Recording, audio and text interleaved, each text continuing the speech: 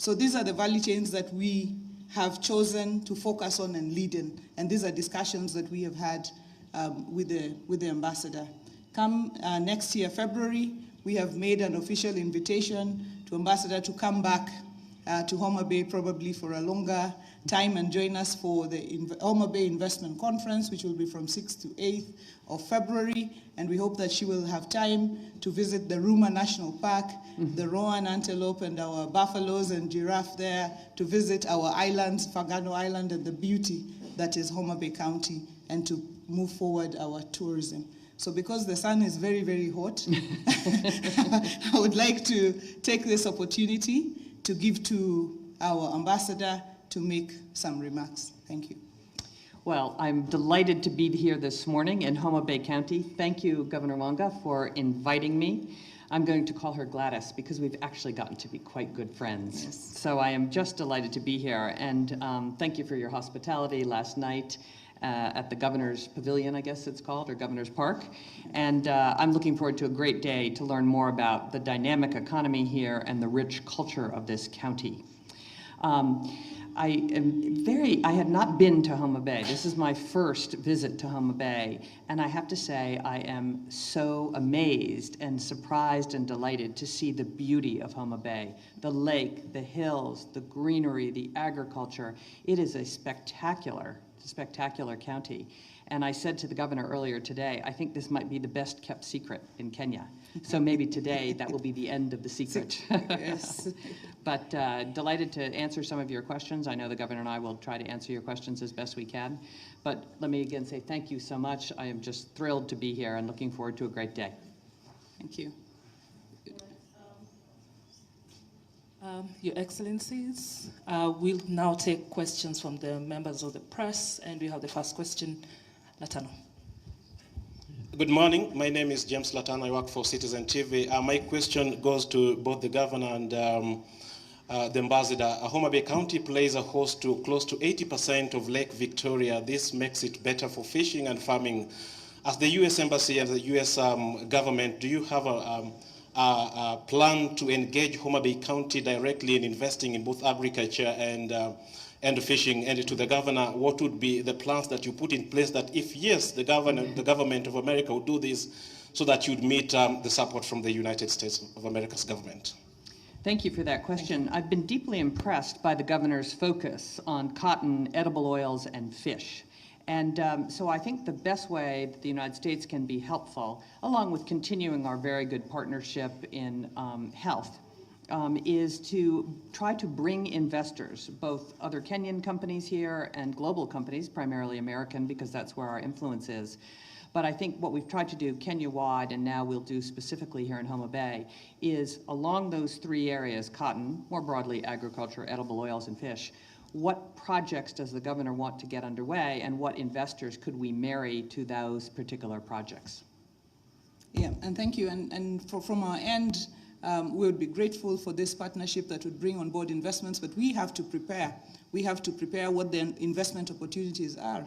We have to look at what frameworks do we have, policy and legal, that would be able to attract these investments and anchor them. So these are the areas that we as a government would work on and make sure that it can scream out there that, Homa Bay is open and ready for investment. And so that's the question that Ambassador Meg usually asks, why Homa Bay?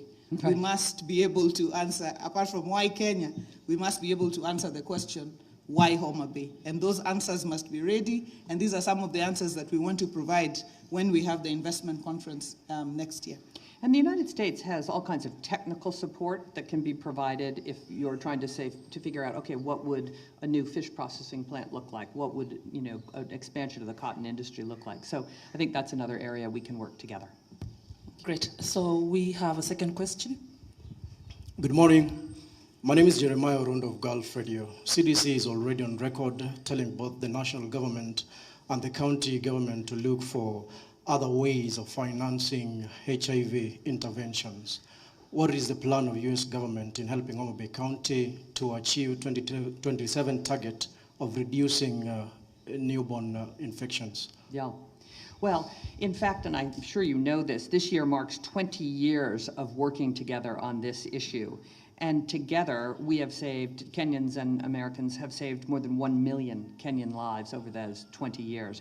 I would have to say, I think this is one of the most successful government-to-government programs that I know in the States. It has been a remarkable success story. And we've been incredible partners in Homa Bay. Bay with the rest of Kenya, and there's no plan yet about a glide path to turning over more of the financial burden to the counties. We want to do the right thing by Kenya. We want to do the right thing by the people living with HIV and AIDS, and just make sure that we're doing this the right way. And we'll see what this brings. You know, the government is very committed to this. As I said, this is one of the most successful government programs in American history. So we'll be thoughtful and careful about that. Do you want to add anything to that? So maybe what I could add is the CDC teams and the PEPFAR teams are working very, very closely with our health department to work on transition mechanisms. So we are not expecting that there will be, a drop off one day. I think the transition is more to get a government leadership of these programs, because the government has responsibility for the healthcare of the people, and the partners come in to sort of buffer that. And therefore, the transition mechanism and the transition process is well in advance in terms of looking at frameworks that will ensure continuity of quality service to the people, even as government leadership takes more charge. So I think there is no cause for alarm, but we have, discussed mechanisms, how this transition is going to happen, so that we are prepared by the time it does. And our final question, please. Okay, thank you so much. And Karibu Homa Bay. I'm Robert Omolo, working with the Star newspaper.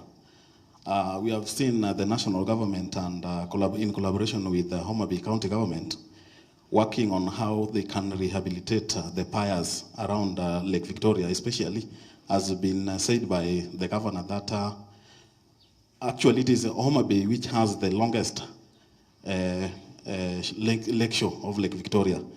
What does U.S. government, or would the U.S. government have interest in putting more investment to enhance the economy of the lake region, especially counties which are bordering the lake, in terms of vessels? Yes. So first of all, I'm so glad. Sometimes you just have to come someplace to see. You have to see it to understand it. And I'm so glad I'm here, because I didn't understand this tremendous asset that Homa Bay has. So I think the American government can certainly provide technical assistance to look at what's possible, but I think the governor and I both agree that in the end, the sustainability is from the private sector, whether it's from Kenyan companies, from European companies, from Middle Eastern companies, or American companies. I think there's going to be many, many private sector companies who are excited about the vision that the governor is going to lay out, whether it's water transport, whether it's the shoreline, whether it's fish processing, whether it's investing in bigger plots for cotton. I think these are very attractive investment opportunities. And as I said, the government can provide technical assistance and possibly some investments in smaller startup companies. But the big employment and the big investment will have to come from the private sector. Again, not only American, but Kenyan companies and others. Thank you. Yeah, thank you very much. And just to say that lake transport and activity on the lake is powered by, you must have produce. You must have something to transport. So with investment in value addition in the products that we have, then we are able to activate the transportation on the lake. It will make economic sense to investors on, vessels on the lake, if they have to transport people to go and do something, or to transport cargo. And the cargo must be produced by ourselves. And that's why we are happy for our partnership and investment in, fishing, in cotton, in edible oils, so that we are able to say we have so many liters of edible oils to transport to Jinja or to Mwanza. And so that is going to be, the push and the drive towards, and we are very happy that in partnership with the national government, we are now rehabilitating our piers here in Homa Bay, in Kindo Bay, in Bita, and the Kisumu port is up and running, and all that is going to be really big for our blue economy agenda. Fantastic. Thank you very much, Your Excellencies. And thank you very much, ladies and gentlemen of the press. Have a good day. Asanteni sana. Asante sana.